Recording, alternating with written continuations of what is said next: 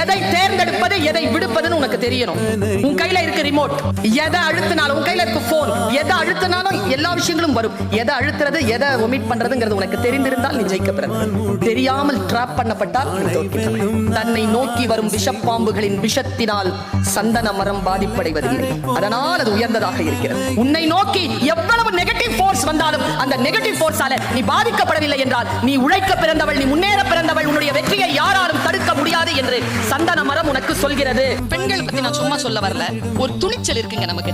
துணியலனா பிரசவமே நடக்காதுங்க.